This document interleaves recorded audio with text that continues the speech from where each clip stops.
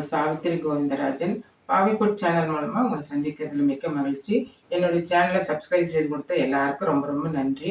இன்னைக்கு என்ன ரெசிபி பண்ண போகிறோம் பார்த்தீங்கன்னா, ஒரு ஆரோக்கியமான ஒரு சுவையான நம்ம ஒரு முருங்கைக்கீரை வச்சு சூப்பு தான் பண்ணுறோம். இந்த சூப் அடிக்கடி உணவில் சேர்த்துக்கிறது ரொம்ப நல்லது. ஹீமோகுளோபின் கம்மியாக இருக்கிறவங்க இதை அடிக்கடி சேர்க்கும்போது நமக்கு அதனுடைய ஹீமோகுளோபின் அளவு அதிகரிக்கும். இதில் அயன், கால்சியம் இதெல்லாம் அதிகமாக இருக்குது. சளி பிடிக்கிற மாதிரியோ இல்லை சளி பிடிச்சிருந்தாலோ இந்த சூப் வச்சு குடிக்கும்போது சீக்கிரமாக குணமாகும். குணம் எப்படி ஆகும்னா, நமக்கு இம்யூனிட்டி கிடைக்கும், சீக்கிரம் சளி குணமாகறதுக்கு ஒரு நல்ல வாய்ப்பு இருக்குது. அதனால இந்த நல்ல ரெசிபியை நீங்கள் அடிக்கடி உணவில் சேர்த்துக்கோங்க. வாங்க இதை எப்படி செய்யலான்னு பார்க்கலாம். வாங்க நம்ம இப்போ சூப் செய்யறதுக்கு என்னென்ன பொருள் எல்லாம் நம்ம சேர்க்குறோம் அப்படிங்கிறத பார்க்கலாம். வாங்க. முருங்கைக்கீரை பார்த்தீங்கன்னா சும்மா ஒரு இந்த அளவுக்கு எடுத்துட்டா போதும். ஒரு கைப்பிடி அளவு எடுத்துட்டா போதும். இதில் நம்ம இந்த குச்சியோட எல்லாம் போட்டுக்கலாம். ஆனால் தண்டோட போடக்கூடாது. இந்த குச்சி இருந்தால் பரவாயில்ல, அதெல்லாம் நம்ம வேகிறது தான். இது ஒரு கைப்பிடி அளவு எடுத்துருக்கு. அப்புறம் இதுக்கு பார்த்தீங்கன்னா கொத்தமல்லி ஒரு 2 ஸ்பூன் எடுத்திருக்கேன். அப்புறம் சீரகம் 1 ஸ்பூன் எடுத்துருக்குது. மிளகு 1 ஸ்பூன் எடுத்திருக்கேன்.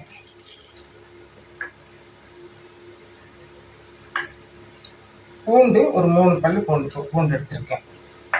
சின்ன வெங்காயம் ஒரு 5-6 சின்ன வெங்காயம், ஒரு 6 வெங்காயம் போட்டிருக்கேன்.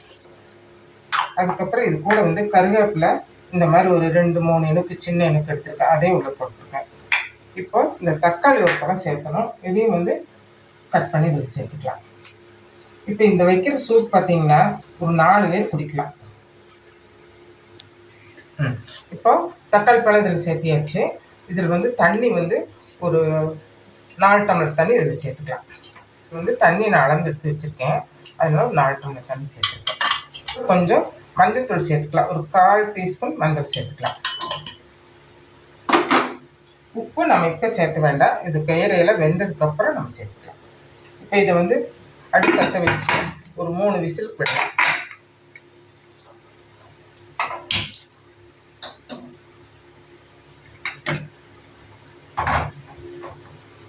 இப்போ ஒரு 3-4 விசிலே விட்டாச்சு. இப்போ ஸ்டீம் போயிடுச்சு. நம்ம பார்க்கலாம் எப்படி இருக்குதுன்னு. பாருங்க, தக்காளி கீரை எல்லாம் நல்லா வெந்து வந்துருச்சு. இப்போ இதை நம்ம வடிகட்டிக்கலாம்.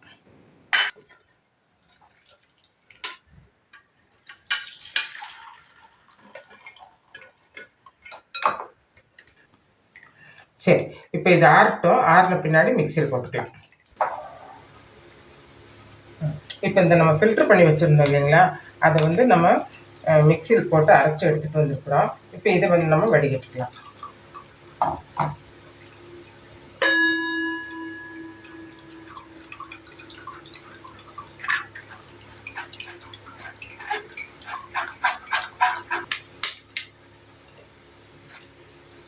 இப்போ பாருங்கள், நம்ம இந்த அளவுக்கு வடிகட்டி எடுத்துக்கணும்.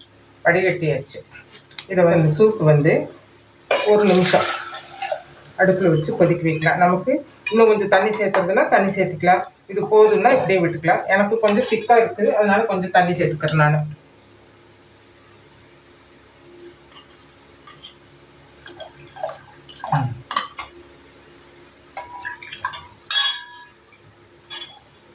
அடுப்பத்தை வச்சு இந்த சூப்பு ஒரு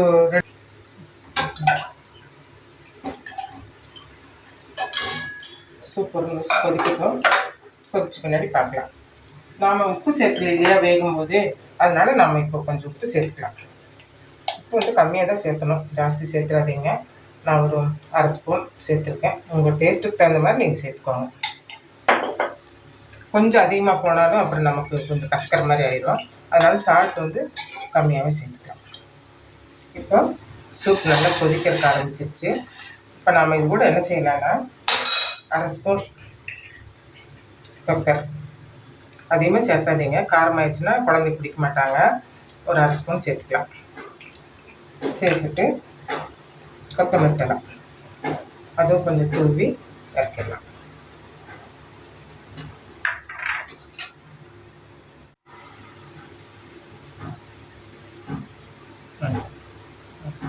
போதும். இப்போ நல்லா கொதிச்சிருச்சு.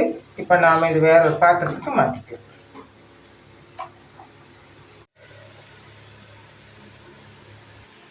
சூப் ரெடி ஆயிடுச்சுங்க. ஒரு ஆரோக்கியமான ஒரு சுவையான சூப் ரெடி ஆயிடுச்சு.